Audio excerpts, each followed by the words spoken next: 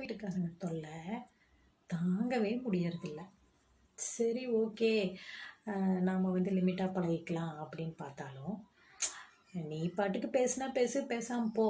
ஆனால் எனக்கு ஏதாவது வேணும்னா நான் வந்து கேட்பேன், நீ தரணும் அப்படிங்கிற மாதிரி.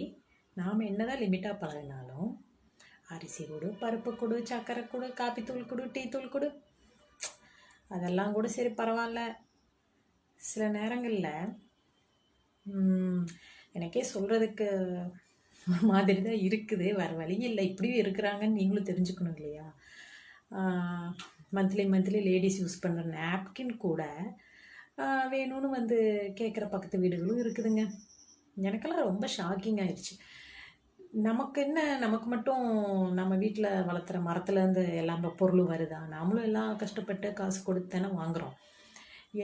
எது கடன் கேட்குறது அப்படிங்கிறது ஒரு விவஸ்தையே இல்லாத போச்சு. முன்னெல்லாம் ஏதாவது பொருள் கடன் வாங்கணும் அப்படின்னாலே அந்த வீட்டு லேடிஸ் வந்து ரொம்ப கூச்சப்படுவாங்க. இருக்குதோ இல்லையோ இருக்கிறத வச்சு என்ன இருக்கோ அதை வச்சு சமாளிச்சுட்டு வாழ்ந்துட்டு இருந்தாங்க. இப்பெல்லாம் கொஞ்சம் கூட வெக்கம், மானம், சூடு, சொரணை, கூச்சம், நாச்சம் யாருக்குமே கிடையாது. அதுவும் பெண்களுக்கு சுத்தமாக கிடையாது போல இருக்கு. இந்த வெள்ளமா வந்து கடன் கேட்பாங்க? கமெண்ட் பண்ணுங்க.